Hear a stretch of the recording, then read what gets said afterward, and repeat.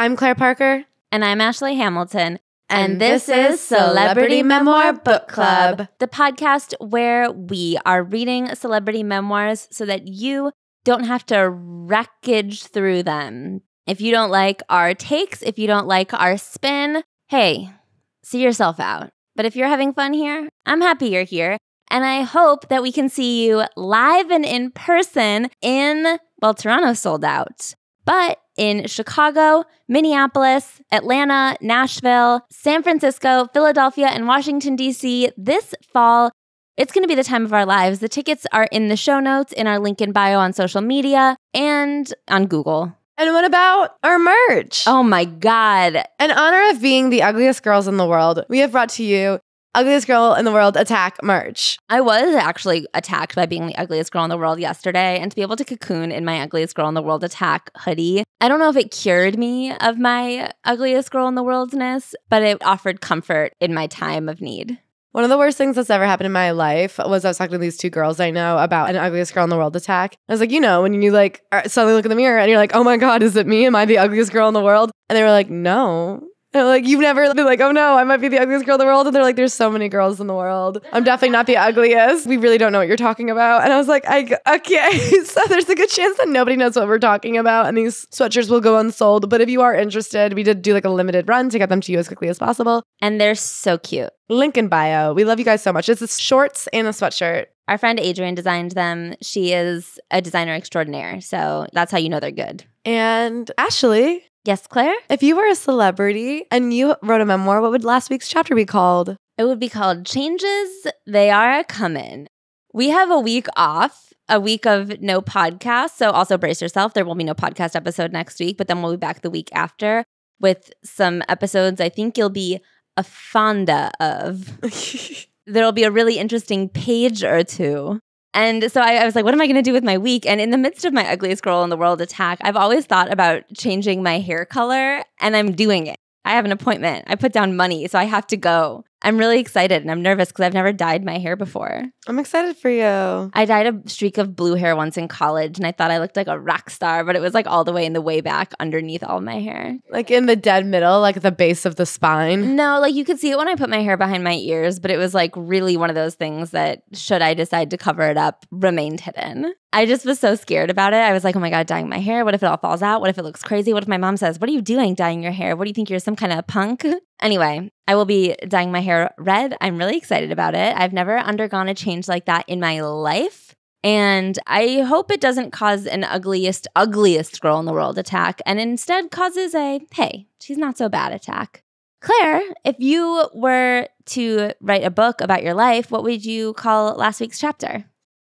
We're doing our best. I was sick last week and I really did my best, which was a 2 out of 10. And we said, fine. I just slept a lot and said, what are you going to do? You're sick. And then today I woke up ready to record this episode. I felt like I'd given myself enough days to get over a cold. I said, Claire, the hump is behind you. Now you must tackle all the things you let by the by-side. And you know what I woke up to? Someone had like peed on my house. Oh my God. And so the family room and kitchen room kind of really smelled like pee. And I had to go out and kind of like hose it down, but I don't have a hose. So I had to keep just refilling the pitcher and dumping it out on the pee spot until it kind of dissipated. But let me tell you, one person can really cause a permeating pee. I like woke up and I was like, what is that smell? I can't believe you're at the part of sickness where your sense of smell has come back, but you like still are a little bit stuffy. And I was hopeful. I was like, maybe I'm smelling my own boogers. But then I was like, maybe it's my garbage. So I walked the garbage outside. And that's when I said, oh, this is the subway. It smells like the subway in here. And I know exactly why. And then to try to like get the smell out, I opened the windows. But you know what happened? A really big bug came in. And the bug wanted to get out. So I shut all the doors and windows because I was like, well, I don't want bugs in here. I don't want like pee and bugs in my house. What about my bug? Not even really. Bug can sit in the backyard. But I was like, okay, so I'm going to shut up all the windows. And then this one bug wanted to get back out so badly and I wanted it out. And so I would go and open the door to try to let it escape and it would fly away. And we just could not communicate. We were not communicating at all. I kept being like, get out, bug. I'm trying to help you. But the bug would run away and then I'd close the door and then he would try to escape again. And I was like, we are not seeing eye to eye. And then I tried to cheer myself up with like a real shower. And I love being hairless, but I hate the act of shaving. Somewhere along the lines of getting a long-term boyfriend, I just said, this is too much work. This is work that does not need to be done anymore. But today I said, I'm going to shave my armpits. They're so long. And you know what? Halfway through each pit, the razor kind of just stopped. So I'm like half shaven, half shaggy in a north-south situation. It's like at the hemisphere of my armpit. How could it have happened on both sides? I don't know. I guess if I had rinsed out the razor and I didn't have it in me to like figure out angles. I'm not a geometry teacher. I'm not Magellan. I can't sail the seas and figure out the ocean. I think Magellan was flat. There was no curvature. That's why they could get from one half of the world to the other, but I couldn't get from the top half of my armpit to the bottom. I don't know, man. I'm doing my best. This is tough stuff. You ever seen a girl get taken out by a cold like this? Yes. Me last time I had a cold. Yes. I don't like it. I'm barely 100% when I'm 100%. I'm a lot weaker than most people. And nobody like really is nice to me about it. I'm a sleepier girl than most. Should we talk about this week's Sleepy Girl? Can I tell you the way I related to Casey Rose Wilson on so many levels? I was like, oh, this is my person. And there's hope that I could still be successful despite being like flawed in unfixable ways. Flawed in not evil ways, but unlikable ways and unproductive ways. And ways that in America aren't really revered. The Wreckage of My Presence, essays by Casey Wilson. I actually really like that the photo on the cover is just a loosey-goosey Polaroid. It doesn't feel that there was a cover shoot for this book. This feels like the MySpace photo that you've been looking at with your friends for years, being like, this is your essence. You know that photo of me on Instagram that's like my essence? Oh my God, yes. I actually was looking at it last night. I forgot why I scrolled your Instagram. But then I saw the video. I meant to repost it, the video of us doing the GM diet. And I like couldn't fall asleep last night. And I was crying in my bed. And Bug was like, bitch, it is night. Do you guys know what the GM diet?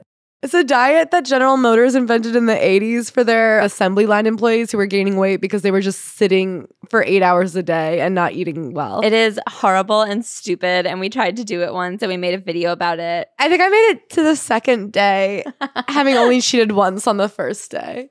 It is a real treat. I'll post it the day this comes out. It was insane. It's the funniest diet in the world. So then I was on your Instagram page and then I saw that photo where you're like, oh no, my essence. It is so much scarier than I remember. But anyway, I don't feel like this is a scary photo, but I think that there's not that many ways to do a cover shoot for your book of personal essays. The Lily Collins button-up white shirt, jeans, no shoes, legs crossed, Katie Couric, like they all do the same thing. So I admire this cover. Yeah, it's funny. It feels very personal. This was my Fleabag. I don't know what people liked about Fleabag, but it was a woman in all her facets. So she starts with bed person, which is I'm a bed person. And basically, a bed person is someone who wants to recline at all times. When lying down is not an option, we will find a way to remain seated, preferably at an angle. And if we have to stand, you will never not find us in a deep lean. I would recommend to bed people these chairs we have from Sixpenny. Oh, I'm getting them. I'm a bed person. Matt gets mad at me all the time. He's always like, why are you always in bed? He's like a big, don't go to bed till you go to sleep. And my question to that is, what is the difference between the bed and the couch? I don't know. I just don't understand why we can't always be kind of like lounging. Also, something special about me is, you know, when you're on the subway and somebody's like, hey, do you want my seat? And they'll go, oh, no, I'm just getting off at the next stop anyway. I will go, yes. You love sitting on the subway. Even if it's for just a moment, that moment is so critical to just take a load off. I read the first 2 pages of this chapter thinking she was saying bad person. I thought that at first. This whole section is about how she loves to lounge, how she loves to sleep in, how she loves to like just be in bed.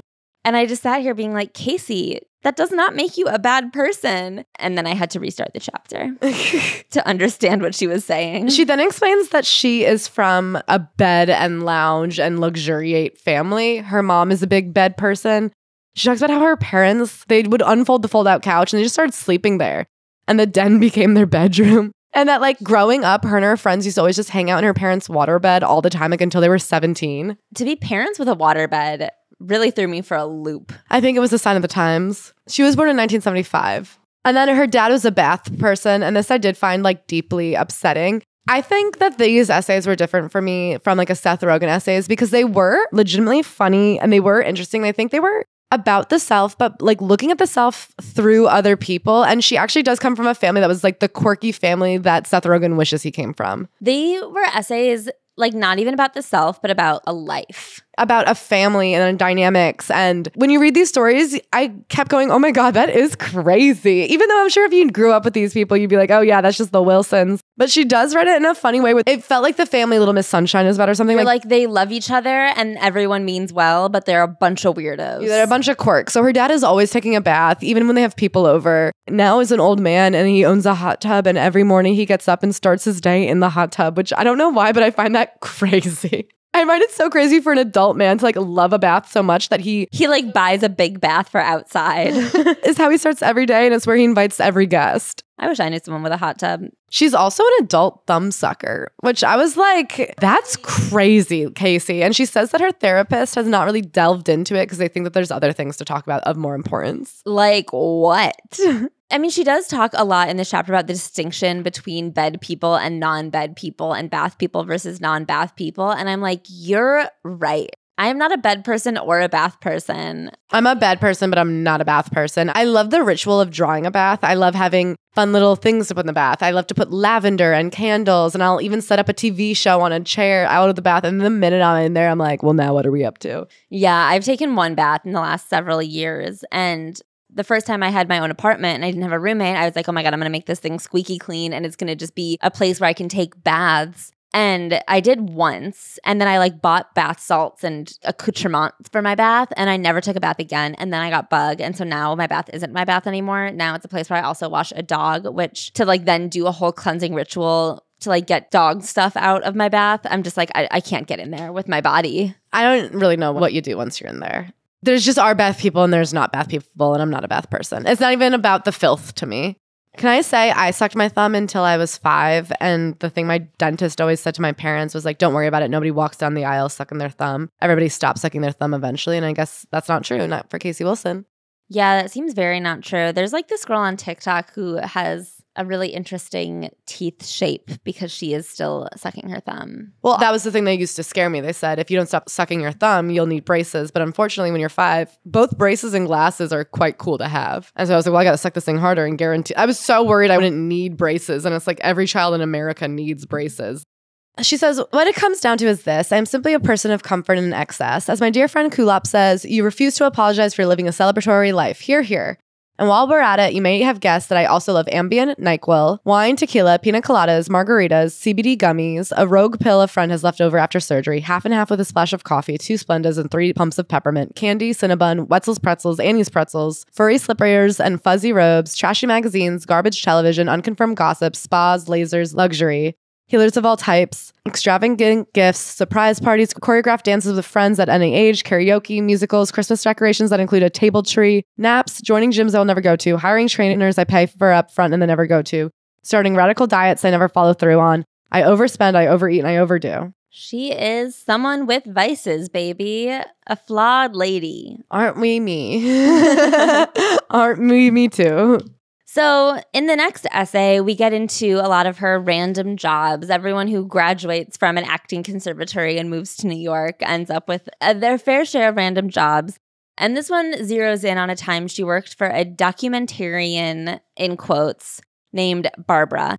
And Barbara was a rich divorcee. Recently discovered she was a lesbian. A late-in-life lesbian who still worked out of the office of her ex-husband, and her ex-husband still funded all of her quote-unquote projects, and she was never actually doing anything. And Casey was her assistant, and they had this bizarre relationship. It reminded me a lot of my time at the Barbie Jewelry Company. Barbie rocks, my favorite job of yours. Where we worked out of the attic of my boss's husband's business. And like she was this eccentric woman who like was always on the cusp of a reality TV show, but like wouldn't relinquish control because she couldn't understand the way that she was perceived by others.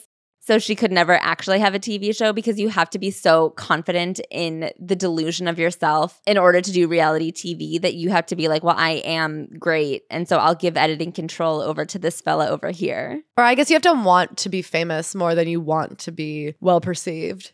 Which is like a psychotic way to be. So she works for this woman, and the woman at one point tells her that she has an eating problem. And she's like, I think I'm okay. You're the one who doesn't eat food and drinks like 8 cups of coffee a day and then becomes like quite violent and mean. But Barbara says, nope, that's not the case. You need to go to Overeaters Anonymous. And she's like, all right, well, I guess I'm going to take an hour a week to just go do whatever I want to do and tell Barbara I'm at Overeaters Anonymous because she is paying for my time there because she's a quite disordered lunatic. And then she says several times in this chapter that she herself has no problem with her body or her weight. I wasn't hurt by Barbara's words so much as confused. I loved food, sure. I just wasn't quite sure I had a problem with food per se beyond loving it so. After all, I had seen this particular problem close up. My mom struggled with her weight, most of the struggle being in her mind, and it was painful to watch. Many a time she'd collapse after coming home from her full-time job as the director of a preschool and wrapping up her second gig as, Kathy, I'll do anything for my daughter Wilson. She would settle in and order 2 large pizzas, then polish them off with 2 bags of Pepperidge Farm mint Milanos and her own liter of the real thing. That's Coca-Cola, not diet. Afterwards, she'd fall into what seemed to be a food coma in the den bedroom. Every month or so, things got darker, and she would retreat to her original bedroom for a few days at a time. Then she would be back full steam and raring to go. I was never really sure what was going on, but it didn't seem healthy. That said, however unbothered I was by my own attitude towards food, I pretended to go to the meetings for an entire year I worked with Barbara. Like, she makes up a fake sponsor. She talks about her time in the meetings. She uses the time to go on auditions and stuff. And then eventually Barbara gets cut off by her ex-husband. And she comes up with this plan that they'll just like break into the apartment every day. And then when he gets back from his business trip, they just will refuse to leave. And so they're in there. And whenever anybody knocks on the apartment door, Barbara hides in a coat closet. And the guy says it's FedEx. And Casey looks through the peephole and knows it's not the FedEx guy. He has no package and no outfit. But she opens the door anyway. And of course, they're immediately served with papers. Barbara comes out, starts screaming at her.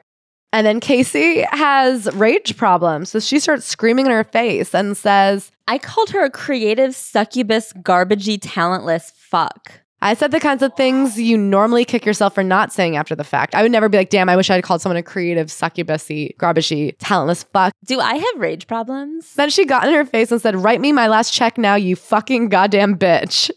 Anyway, a year later, Barbara shows up again at her UCB show and is just so proud of her and says, you were so talented. And Casey can tell she wanted to say, you're so talented, that's why I wanted you to lose weight.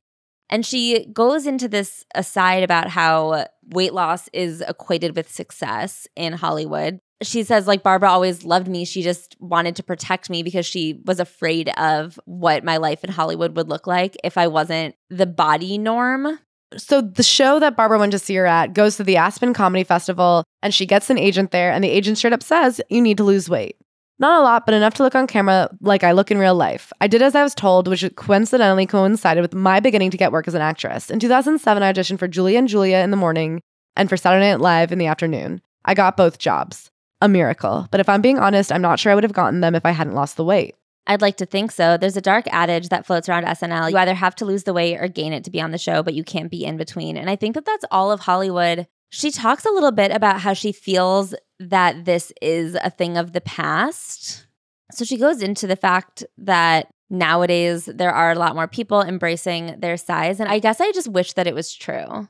I don't know. I guess I don't want to say it's better. I don't want to naively be like, things are getting better. But then she talks about when she got fired from SNL after 2 seasons.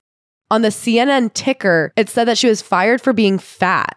And the Hollywood Reporter ran an article saying that she was fired for being too fat. She got hired on SNL right after her mom died. And she said she got there, had unhealthy eating habits and stuff. And so she gained a lot of weight. But I don't know. Do you think in today's day and age, CNN would run a ticker that said Casey Wilson's fired for being fat? So no, I do think it's gotten better in that we are not publicly and aggressively body shaming people. But I guess I wish that it was true that the things we're saying now were actually true. I think we talk differently, and I don't think that ideologies have changed. But I hope that in talking differently, slowly it'll like catch up in action. No, I don't think it's as good as like the older generation would like to pretend for the younger generation. But I do think it is a bit better. I do think there is an awareness. People still say crazy shit, but now there's backlash to that shit, which is good. When people shame you for your size, they succeed in reducing you to the smallest version of yourself, emotionally. And I collapsed under the scrutiny and made a decision. I realized if I wanted to do what I loved, perform and make people laugh, I needed to lose some weight. So I did, but not for them, for me, to protect myself. I chose to become a less visible target in order to shine. I don't really know what that means. And that's something I read and I was like, oh, so you lost weight to conform to the societal expectation, not for them, for you. Yeah. Yeah, of course. It's always so that they treat you better because your life would be easier. I don't really understand what she thinks she's saying here. Me either. I guess I do think that, spoiler alert, she, at the end of this book, talks about genuinely going to Overeaters Anonymous. And there's a lot about weight and body image throughout this book that feels not confronted. There just feels like there's a lie here. I don't know. She's always talking about wanting to lose weight and being addicted to eating sugar and stuff, but always being like, oh, but I don't really care about my weight. Yeah. And I'm just like, something here isn't adding up. Then why did you take diet pills after you had your sons? Like, it just feels like something that is not quite unpacked in any way in her own mind. There's still like 8 different categories of it that she hasn't linked together as one conversation. Yeah, that's what it is. She gives Barbara credit. She says she knew what I didn't yet know, which is that the world is cruel to overweight people. And it makes me jealous if that is the truth. Like if she genuinely sat there and said, I've never had a problem with my body image because I didn't know that people's perception of you is altered by what you look like. I've had body image issues, and I feel like to sit here and say that like I just didn't know that people care. If you're telling the truth, I'm jealous of you, but I don't think you're telling the truth because we all live in the same world. I guess the inherent lie here is I decided to lose weight, so I did, but not for them, for me. What you're saying is that you're okay with your weight. So when you say you lost weight, you didn't do it for yourself. You didn't do it because you're like, I would just feel better in my own body if I weighed a little less or ate a little healthier or worked out more. You're not like, I wanted to feel stronger, so I lost weight for me. You specifically lost weight so that you could fit into the industry and have a better time getting hired. Yeah. If she had said, listen, I agreed to lose weight, not because I had any problem with how I looked with 10 pounds on me, but because I just said, this is not the fight I want to fight, which is what Tina Fey says. Exactly. And I've heard other people say that, like, at the end of the day, I can try and get a role. I can't go and try and change an industry. I just don't have it in me. From the standpoint of early in your career when you don't have any ground to stand on, to dig your heels in about anything takes a lot of effort. And also, more than effort, a lot of risk that you might just not succeed anyway. Yeah. So then she talks about all the guys she's dated. And she says she mostly dated really nice, like skinny, dorky, sweet, sensitive guys. Mostly guys named Paul. They all weighed 160 pounds soaking wet. And she's like, maybe that's why we had no problem because I was always like bigger than them and had more power over them. I could always like beat them up if I needed to. She tells 2 pretty insane hookup stories. One's about hooking up with a guy on spring break who they didn't even really hook up. He just like fucked a mattress in front of her. She says he like just got on her bed and she was like at the window and he just took off his pants and underwear and his pubes covered his whole dick and they were like matted and disgusting and musty. And then he just started thrusting even though she was nowhere near him to completion. This was a psychotic story, and I understand why you would want to put it in a book for posterity. And she's like, he made a sound I've yet to hear since. She's like, do you know how rare it is to hear a new sound? So that was crazy. And then the second story is about when she's in her early 20s living in New York. She meets a businessman who wears a suit and thinks they're going to get married. And then after 4 months of dating, he says, I want things to be casual. And she has like a breakdown, starts crying. And then like has sex with him. And then at this point when she's desperately having sex with him to try to like get him to not be casual, he asks if they can do anal. And she's like, of course not, you evil, disgusting monster. But in actuality, she says yes. Okay. And then she goes, I turn to look at this titan of industry. I want to stare straight into his eyes and say with conviction, in the darkness of that tiny room I speak, nay, I roar. Yes, I say. Yes, you may. And then she gets into a little cool girl diatribe. She says that she is not cool. She babbles at parties. She doesn't really know what to say to people. She meets a lot of people who are overly cool. And she talks about meeting a cool girl where she just like embarrasses herself because this girl has the power of not caring and Casey has the unpower of caring too much. And she says this girl says one of the douchiest things I've ever heard. She says that she gets really anxious at parties and has a lot of social anxiety. And she's like, oh, why? And she goes, because 99% of the people who talk make me feel embarrassed. Everything people say makes me cringe. If you are somebody who's so fucking cool that you can't even bear to listen to other people, then stay the fuck home. Fuck you. That's a you problem. You're a loser. That's what I was going to say to this is reading this chapter, I was like, this is something that I want to like scream in Casey Wilson's face. I was like, there is no such thing as cool people and uncool people. There are wretched cunts you meet at parties who make you feel bad about yourself. Who often do have perfect bangs, but that's not really something that can get you to heaven. But that doesn't make them cool. Like, it's not cool to be an asshole to people. It's actually cool to be kind. As my dad used to say to me, it's nice to be important, but it's important to be nice. And then she talks about Louis Anderson coming and sitting down next to her when she has no one to talk to at the party. And they just have a really lovely and quick exchange where they each proclaim themselves fans of the other one. And then they have a nice little sharing moment about both of their mothers who have passed. And then he gets up and walks away. And do you know what? That is the coolest person at a party. The one who makes you feel like you're not a fucking loser. He is such a fan of her and happy endings. And then he goes, is your mom still with us? No, I said, I'm so sorry. And then he asked me something I realized no one ever asks. What was her name? Kathy, I said. He looked up at the sky and with a quiver in his voice, he said, love you, Kathy. And then he got up off the sofa and walked away. What a cool guy. And here's the thing about coolness at parties. I genuinely do think that if someone makes you feel bad about yourself for something you say or oversharing or being too excitable or something like that, it's hard to do because I have had a lot of party anxiety and regret and being like, did I make an ass of myself? Did I seem like a weirdo? And it does take time, but if someone makes you feel like you said something uncool or uninteresting or whatever, that is a miserable person. You guys were both invited to the same thing. I always feel it's an immediate power switch when you're being nervous and talking and trying to connect to somebody and unsure of how it's going over. And then they say something to specifically make you feel embarrassed or put down and immediately go, oh, you're a fucking loser. If you need to take this power on me, if you see me trying to be a human being and be vulnerable and connect to you, which is a very normal thing because we're in a conversation. Sorry, I'm trying hard to participate in this conversation for your benefit and you're going to try to turn it on me. I actually immediately go, oh, there's something wrong with you. It's very uncool to turn people down that way. This next chapter, I don't even want to talk about. So what happened is they did have these two menace labs that ripped up everything. Finally, one of them they had to give to a friend and the other one, Saber, was always running away. And the whole town had to get involved. And apparently her parents were pretty blasé. And neighbors would have to go after the dogs with stakes and they would just see them taken off down the street. One time they got a call from the hotel and they're like, hey, I think your dogs are here. They're doing jumps off the diving board. Everybody loves them, but you got to come get them. So these dogs were always running away. They would try to make the fence taller, and then the dog just ended up crawling under the fence. One day, the dog runs away and just never comes back.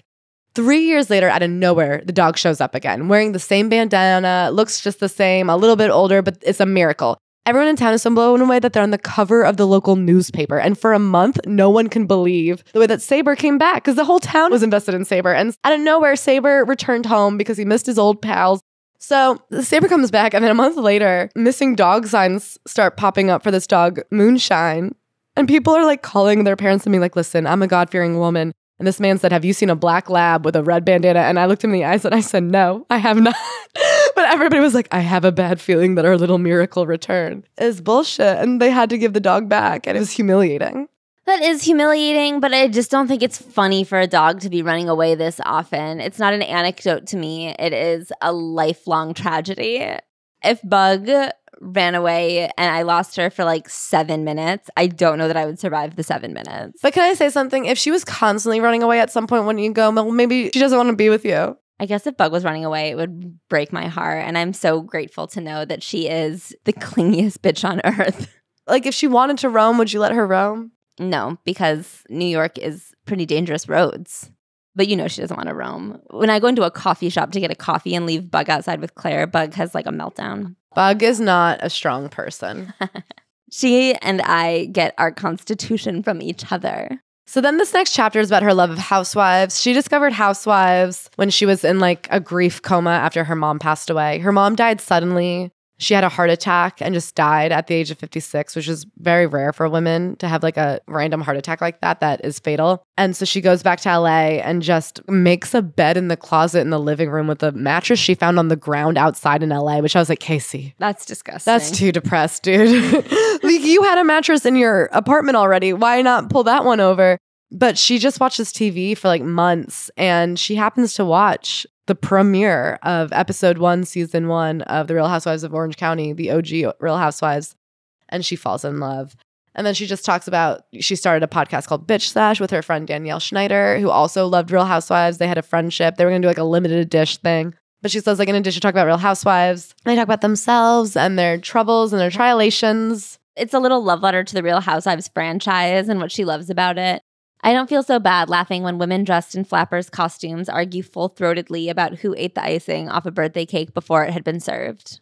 And it really helps her kind of find herself again. I think this book has a lot of really great essays on grief. Yeah, I mean, this book is about losing her mother. Yes, and I think the way that there isn't actually a chapter about the loss of her mother, instead, in almost every single chapter, she weaves in the way grief played a role in her life through this chapter of her life is very interesting because it really is like an ever-evolving process. I think the greatest success of her life so far professionally has probably been Bitch Sesh. I know she's been in the happy endings, but I feel like she probably has gotten the most success financially and like critically from Bitch Sesh. The way that her love for Housewives came out of her grief, and then out of her love for Housewives came this like passion project that's been so successful. She has a very, not anti-hero, but as I keep saying, like she is flawed. The things that are supposed to be things you're ashamed of or not like about yourselves end up being her strengths. Like her weaknesses are her strengths. Yeah. None of it's linear, and she takes things that are viewed as weaknesses or viewed as less desirable qualities. It is about the fact that she has, with her whole chest, declared this a passion, and that is good and okay. Yeah, and that's what people like about the podcast is that they take it so seriously. She's like, no, you don't understand. We have to dissect every word. Yeah. I don't just watch. I'm obsessed.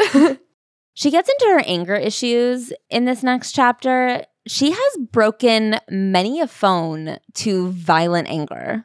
That's like kind of one of her go-to outlets is to just chuck her phone across the room when she's very angry. She broke a phone at SNL. I mean, she's broken like so many phones. Yeah, that is insane. She says she like threw her phone into her mirror at SNL in the green room. And I was like, I didn't know women were allowed to break stuff backstage out of fury. I guess they're not. She got fired. Yeah. The problem is I wasn't exactly sure what I was so angry about. I have deep regret over the few times I've turned my acid tongue on my prized girlfriends. I think it was because I always felt like they could handle it, but they shouldn't have had to. My ability to maintain close connections with women from all the chapters of my life is something I'm proudest of, but nothing will threaten a friendship like screaming at a girlfriend, "Your husband is a little bitch," at Buca de Beppo in Studio City. That is an intense thing to scream at someone at Buca de Beppo in Studio City. How could things take such a turn? Of course she loves the Housewives. She's like, finally, people who talk like I talk. And then she says, growing up, her mom had big feelings. My mom once tried to throw a dining room chair at my dad's head, and I barely looked up from Mr. Popper's Penguins. My dad was arrested for screaming at a maitre d' who wouldn't seat an elderly woman. Later, the woman told my father that while she was grateful he had stuck up for her, a stranger, the reason she was standing by the door is that she was waiting for someone. The upside to this is that as he was being dragged out of the restaurant in handcuffs, he had the presence of mind to yell to the patrons seated on the patio, "Appetize me," meaning throw their appetizers at him to see if he could catch it in their mouth. I mean, that's very funny. Her dad is very funny. To scream, "Appetize me."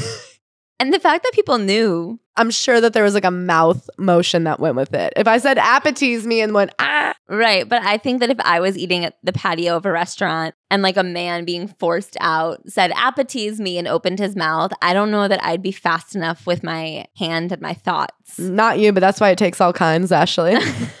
You may be quick with the word, but you're not quick with the popper. So she realizes that her anger is a funnel for sadness.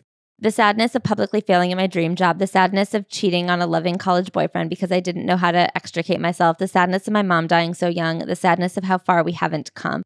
And while I'm no less angry, knowing that it's not the end of the story makes me less reactive. Anger demands you do something and sadness requires you be. And that is very interesting.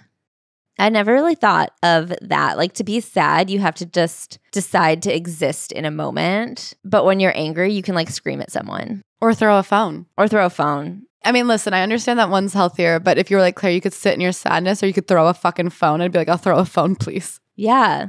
And she talks about working on her anger and how when she looks at her mom and then herself and then her children, progress is being made.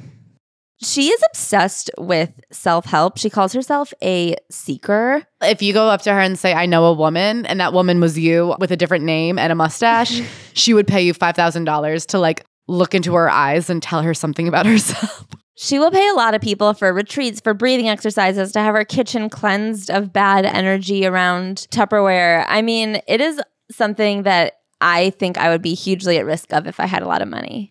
Can I tell you? She's like, I will say my one astrologist has predicted a lot of things specifically, and she is really good. And I was like, okay, I would see that astrologist next time I'm in LA. And then she has a psychic whose brain has been scanned by scientists. So I'm like, well, I would see her too. But she also hires the scullery whisperer who comes in and she hires her to help learn how to cook because she has these kids. And she's like, my grandmother was a great cook. My mom only ever made tacos, but now I know nothing about cooking. And so she brings this woman in to teach her how to like make some chicken, you know, but the woman will not. Instead, the woman keeps talking about like the energy of the kitchen, how she has to throw everything out and she should probably redo her kitchen. And then she says, you're 3 meetings away from really knowing how to feed your family and you have to come to my house. And she just has her come over and walk around the garden barefoot and ground herself with the trees and stare out the window. And she talks about how much money she has given these random people who just like adjust the energy of spaces. And she admits, she's like, I know it's not likable. I know it's an insane thing to do. I'm laughing at me, not with me. She says, my obsessive self-help phase coincided with the period after my mom died. These dark, lonely years found me suddenly with a real income but zero stability. My erratic high-low confidence wasn't serving me in either direction, and I felt a general sense of unrest, unease. And that does make sense. She just goes through all of the crazy people she meets at all these crazy retreats. She does a lot of weekend-long women's learning where you dance sensually with a stranger until you open up sexually. And then you take ayahuasca and then you speak to yourself. And believe it or not, she meets some real crazies there. But she also learns some real lessons. She says, it's wonderful I'm so open and I take on anything and everything. But she wanted me to view new friendships and opportunities in the cool light of day. It's stuck with me ever since. Not everything has to be a yes. I mean, that's a good thing to learn. And it finally concludes, I'm sure she's seeing healers to this day, but she has this horrible experience and then she's like, all right, no more healers for a few weeks. And she finally goes and she does ayahuasca light in Van Nuys in someone's backyard. And so she takes it and she says, my worst fear had come true. I'm still alone. Ask me for a message. I suddenly heard myself say to myself, it was me, but also not me. Ask me anything you want to know and I will answer. A question appeared, the question I had been asking in some form or another all of my journeys. Is my mom okay? I answered myself immediately, but it was again, not me answering. I'm happy. The living think the dead are suffering. We are happy. It's all you who are suffering, not us. We're okay. And then she goes to talk to her friend who's also in this ayahuasca circle who has also lost both her parents. And she has also just heard a message that her parents are okay. And so Casey's like, it must be true. I'm healed. A miracle indeed. She comes from a hiking family. It was because when she was growing up, her family didn't have a ton of money, but loved to do family vacations. So it was a lot of camping. And they were eccentric campers. Her mom, it seems like she just would show up and leave. Her mom hated camping. But the main story is that one year they went on this huge camping trip all the way out in California. They were from outside of DC. She grew up in Alexandria, Virginia. And so they flew all the way to Sierra Nevada to meet these old friends of her parents. And right away, her parents are like, Jack's different. And so they take this 8-hour trek. It's a 5-hour horseback ride up to the top of a mountain that they have to do with rangers because the terrain is so difficult.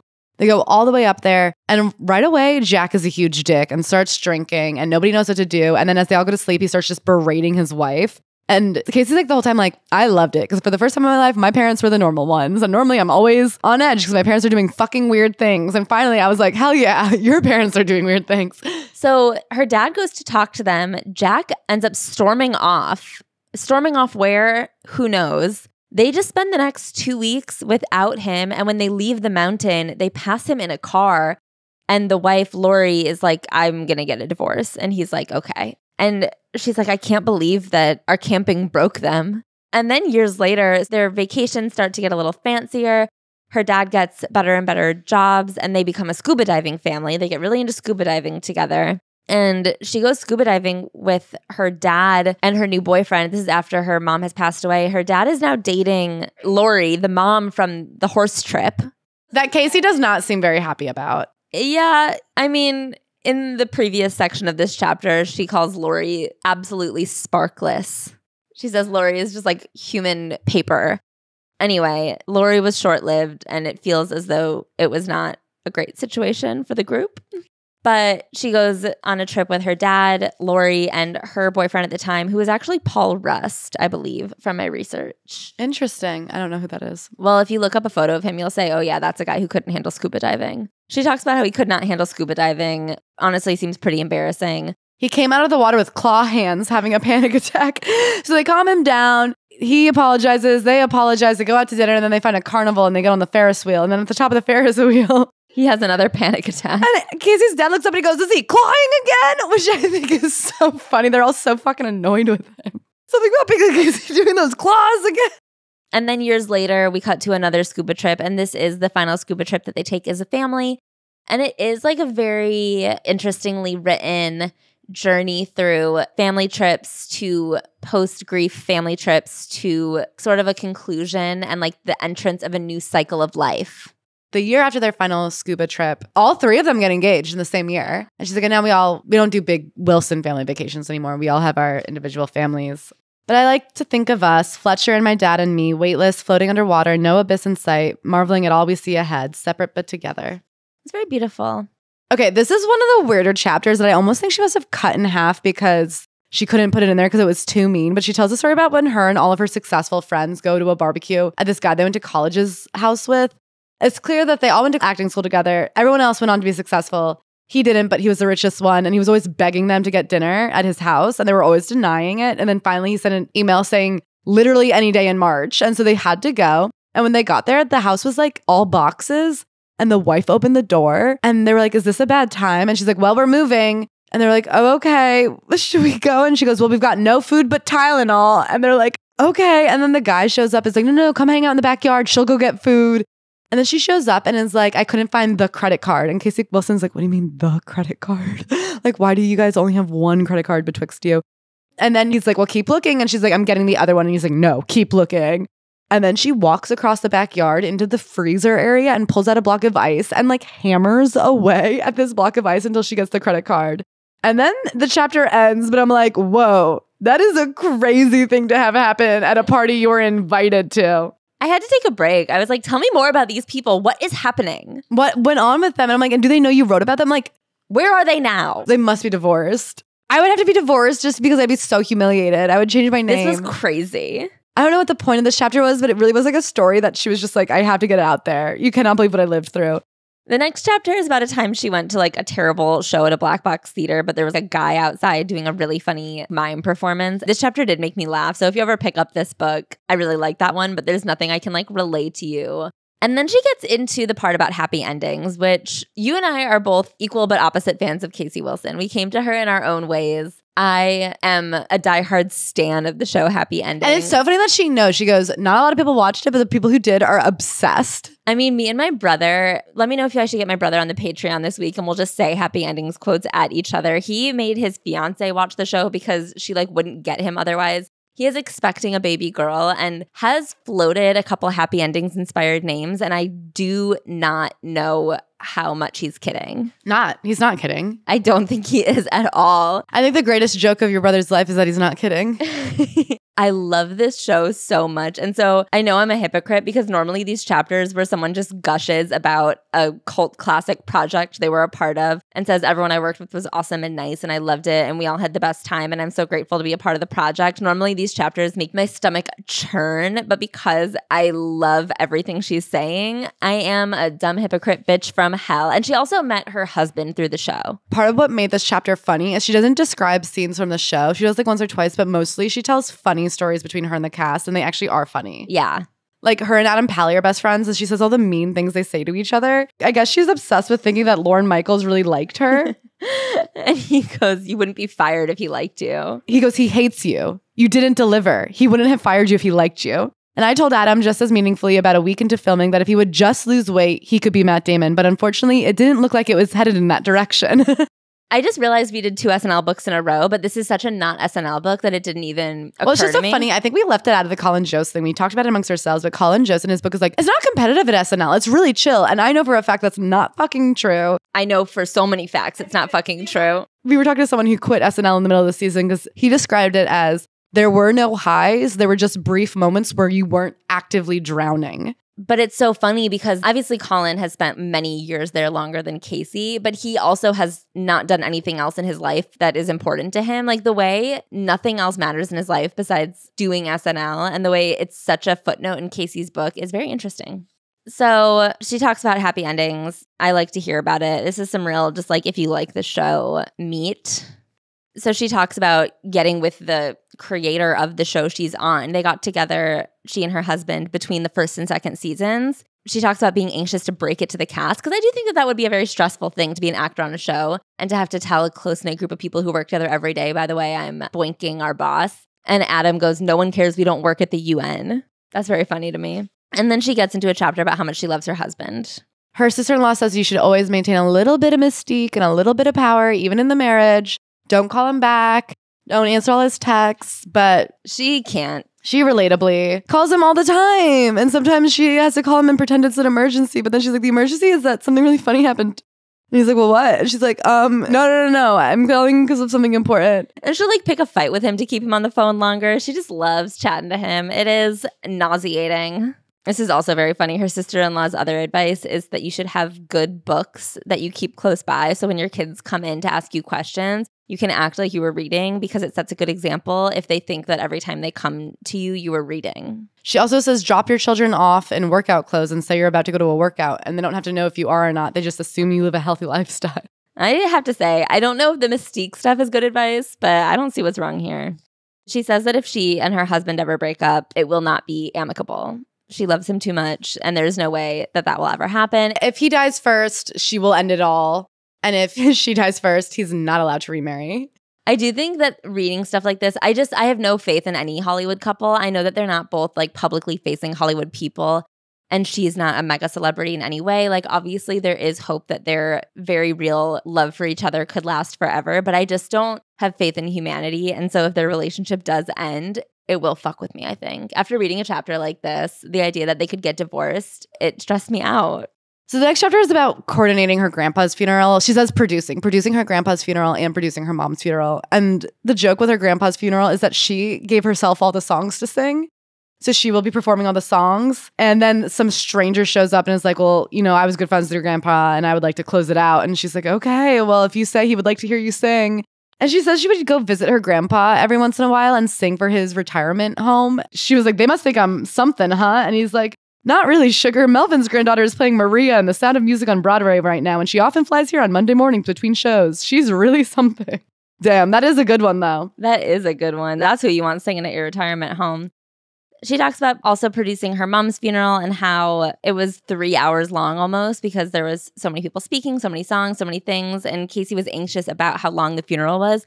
And her dad was like, relax, this is for us. Like, if we turn around and everyone got bored and left, that's fine. But then he does something. This is where I'm like, no, your family is wacky. So her dad is a professional political advertisement creator. So he shot the whole thing with 3 cameras. And then later had her redo her eulogy in ADR, which is what they do after the fact for movies when some lines aren't picked up correctly by the microphone. He was like in there directing her in a sound booth over Christmas, being like, no, use more emotion. You were more emotional that day. But then he said for years, he edited it down and he would take it all around the country. And anyone who wasn't able to attend the funeral, he would show them all the highlights with photos and stuff. So that is very sweet. He also, in his grief, got a perm. He saw a $20 bill on the ground and looked at Andrew Jackson and took that $20 bill into the hair salon and said, Jackson me. She said he also then paid over $1,000 for a 7-foot portrait of himself, which he gave to me and my husband because since mom died, everyone only has photos of her around. But the real beautiful moment is that the last phone conversation Casey ever had with her mom is before she ever got SNL, before she had really gotten anything. She had an audition for a Christopher Guest movie to be a small role in it. And her mom were so excited because that was their favorite director and they couldn't believe that she was even going to get to audition for it. And her mom's like, I'm sure you're going to get it. And then her mom died that night of a heart attack. And she missed the audition, of course, because she had to go to the funeral and grief. And then a year later, she got a call and the movie had one last role that they wanted to film after the fact. And did she want to do it? And she went in and thought she bombed and then she ended up getting it. And she felt like it was such a beautiful way to end things because she's like, my mom died thinking I was going to go get this role. And then she did go get the role. Yeah, I think it is a really beautiful full circle moment. And then it turns out, of course, that the guy at her grandpa's funeral did not know her grandpa at all. An elderly stranger who would rap a song offbeat about Jesus over a cassette tape of children's backup vocals that stopped mid-performance because the ribbon had snarled from overuse. That did not stop him from finishing a cappella, though. He was our closer. We all sat there horrified. It is my great hope that I don't have to produce any more funerals for a long, long while. She opens up a lot about postpartum depression in this book, which I think is something very important. And she says every part of motherhood ever has thrown her for a loop. Anything goes wrong is my fault, and anything that goes right is in spite of me. I examine my every moment with him for flaws. It always feels like I'm hovering outside my body, watching and judging my performance. Initially, I think this is because of a moment of parenting we're in now, in which women are meant to feel grateful that feminism has granted us the opportunity to work full-time and be simultaneously ferociously devoted to our children in a way generations of parents before us have never been. And one of the things that contributes to her constant anxiety and unassuredness is that there is something wrong with her oldest son and they can't figure out what it is. People have suggested a number of things. They've taken him to get every kind of test that they can think of. Every time they get a test, someone points out another thing that could be a problem, but then isn't diagnostically a problem. She describes the symptoms as he seems depressed at 2 years old. Melancholy. I often find him lying on the ground when I enter a room, gazing at the ceiling with such a sense of longing it makes my heart physically hurt. His teacher reports that while other kids are often playing, he lies on the couch and just watches, looking as though he hasn't slept in days. He sleeps 14 hours a day, sometimes 16. He has tantrums that seem intense and unending even for a 2-year-old. Playdates are tense because I'm desperate for him to connect and play and have fun with other kids.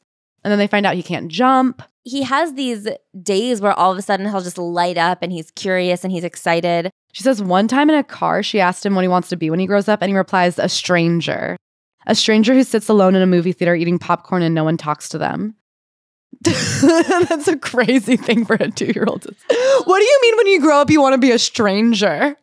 She has a couple things that her kids say where I'm like, you did a good job of literally just throwing in here a quick one-liner that genuinely is funny and not boring me with just like a bunch of things that you think are cute. I would be genuinely taken aback if a child told me when they grow up they want to be a stranger. Like, what does that even mean? Can I say, just so we don't have to say it later, one of her other sons, one day she's pushing him on the swing and she said, look how high you go. And he goes, it's because I'm a great guy.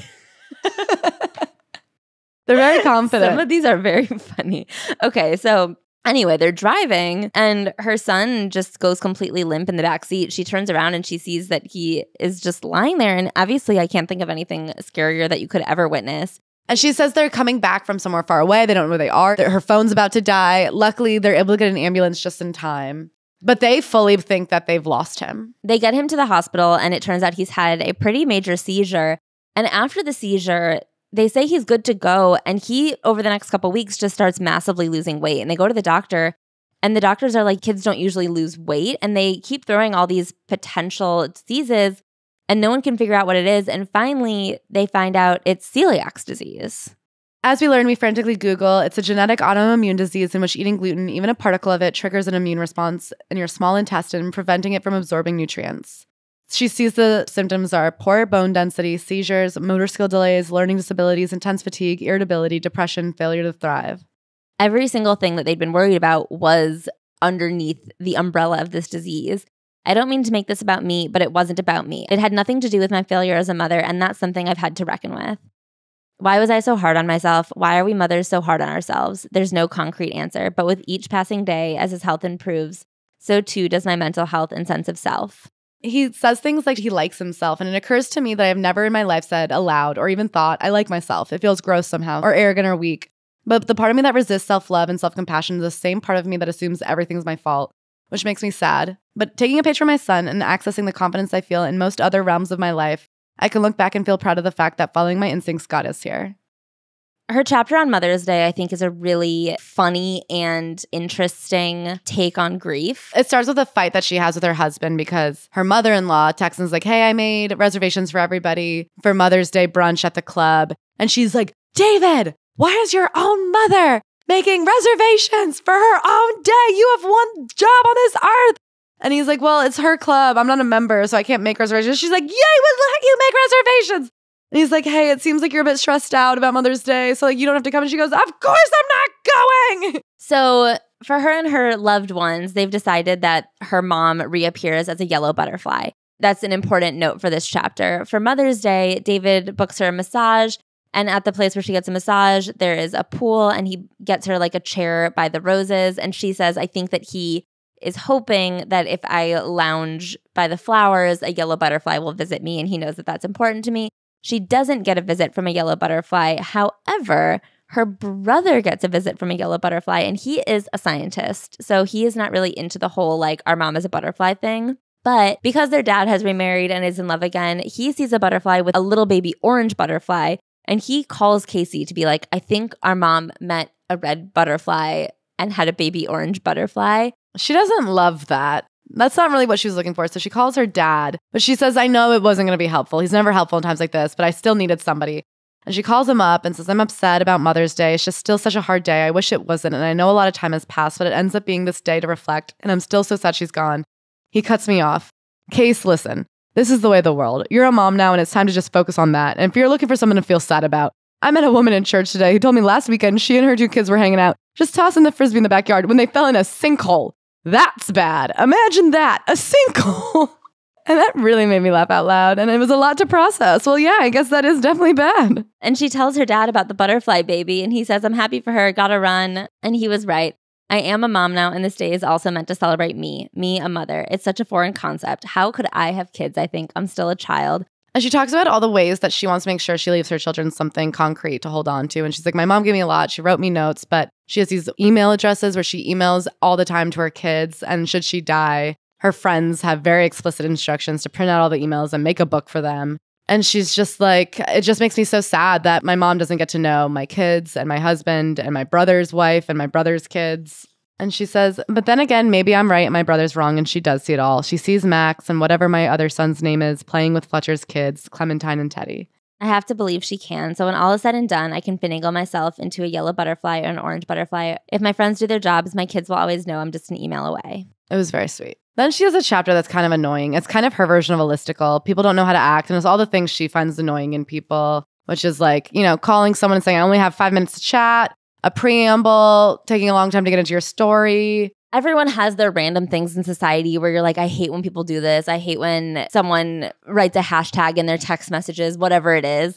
And she has little moments this throughout the book where she feels like she can't finish a chapter without acknowledging privilege. Yeah, she's always like being like, and I know as a white woman, I have privileges that Black and Latina women do not experience. And I know women of color have it 10 times worse. And I know to be able to hire a healer in itself is a privilege. It's tricky because on the one hand, it's annoying when people don't acknowledge what they do have. But there is something so 2020 about this. And this book did come out, I think, right at the beginning of the pandemic. She says, finally, I know the last dang thing anyone needs is a lecture from a white woman. So this final don't I'll issue to myself. But anyone who's reading this book who identifies as white will join me.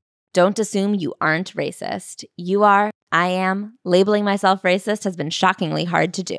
She says, we had to accept our complicity in the system and have empathy beyond our own experience. I agree with everything she is saying, but I don't find this necessary in this time or place. It just feels very obviously like sprinkled in at the end. There's something about saying it that feels even more trite than not saying it. I guess just in such a lighthearted, riffy chapter to be like, and by the way, a note on the fact that we are all complicit in an oppressive system. Yeah. Don't double park and don't be racist. Totally. Thanks, Casey. I mean, there's another part where she's like, I've never had anxiety, but it's gotten worse with this pandemic. And like, you know, especially with global warming, the systems of oppression at place, racism, sexism. And I'm like, very good. You've named all the big isms. And she's like, ever since half of this country voted for a hateful person, it's made me start to be anxious. And I'm like, oh, do you think it just started now? I don't think where she's coming from is a bad place, obviously. Like, I think that she's trying her best, but I also feel like in a lighthearted book of essays, which are for the most part just pretty surface level. Well, I wouldn't say surface level, but they're about her personal white experiences. Yes. They're about her personal experiences with grief. They're very much about her family and grief. Yeah. And so to throw those in, it very much feels like she just felt like she had to and not like she actually has anything to say. She just didn't want to accidentally leave without and get called out for it. And finally, the book ends with a revelation. A revelation that her love of sweets and food and the fact that she like goes crazy for candy, and no matter what she does, no matter how many trainers, nutritionists, and everyone she hires, she just can't stop eating so much junk food. She actually might need to go to the Eating Anonymous program that Barbara tried to send her to decades earlier. So she calls her dad because she's worried about this heart attack she had, and it's so rare. And she's worried about the heart attack her mom had. Yeah, and it's so rare for a woman to die of a heart attack like that. And she's like, do you have any insight into like what caused it? Was it her weight? Was it the food she was eating? And her dad goes, oh yeah, I never told you, but she was addicted to Ritalin. And Casey's like, suddenly everything made sense. The mood swings, the psychosis, the way that she wouldn't eat and then she would binge eat, and the way that she was so paranoid sometimes. And she remembers those times she would go into her own room for a week at a time and then come out. And she was like, oh, she was detoxing. And it's like a real wake-up call to Casey that she wants to be able to fix in herself the patterns that her mom couldn't free herself from. And she talks about after she had her first son, she went on diet pills and was planning on doing it again for the second son. And she's like, I know that the week I went off them was one of the worst weeks of my life. And I realized now I was detoxing. And I think about like what my mom was going through. And I can't put my kids through that. And so she wants to try to be more conscious about it. And she's going to Overeaters Anonymous. I don't know if it's been helpful or not. As a fellow sugar addict, I'm like, did it help? Yeah.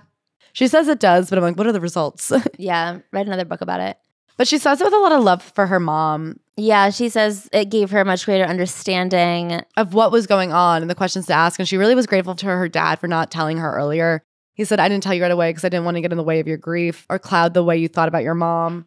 But it was helpful for her now. And she says, I'm tired of viewing myself as a failure. I don't view anyone who struggles with addiction or depression or anxiety or mental illness as a failure. And so I'm attempting to move forward with complete empathy and compassion for myself, the same empathy and compassion I extend to my mom. It's slow going for sure, but something has been lifted. My obsession with sugar will always be with me, but I've been able, for today at least, to put our friendship on hold. I have a beautiful life beyond my wildest dreams. I wanted to enjoy it, and I was actually in a place where I felt strong enough to tackle this, the thing that has plagued me since the day I was born. Thoughts? I really liked Casey. I really like Casey still. I think that this was a great book on loss and grief. Each topic that it touched, there was a real varying range of how well it handled those topics. I think grief, A+. I think being a fun, wacky lady, A-. Eating and food issues, C. I think that's very fair. I think you said you wish she had talked more about her friendships. She says her friendships mean a lot. And I do think that just wasn't what this book was about. Yeah. It's just something I'm interested in. It's not something that I'm like docking her for. No, but I also would love a book on her female friendships. She's best friends with June, Diane, Raphael, and together they wrote Bride Wars, which I think is a stellar film. Yeah. And I actually am interested in her career. I think the timeline of her career was a little bit all over the map in this book because it bounced around so much. So all we really get timeline-wise is that she was living in New York, writing sketches and made a sketch show with June, Diane, Raphael, and then at some point got SNL, got fired from SNL and was heartbroken, thought she failed and thought she blew her one shot.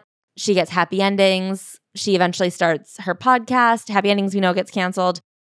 Overall, I feel like there's a lot of writing and a lot of interesting things she's done, and she's part of a real like cool comedy clique. It's something I'm like interested in knowing more about, but I don't think she's obligated to write about it.